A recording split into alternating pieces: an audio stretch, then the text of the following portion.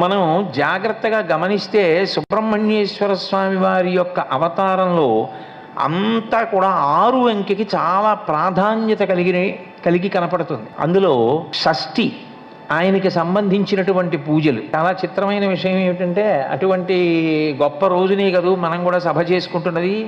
ఇది షష్ఠి రోజున ఆయనకి పూజ.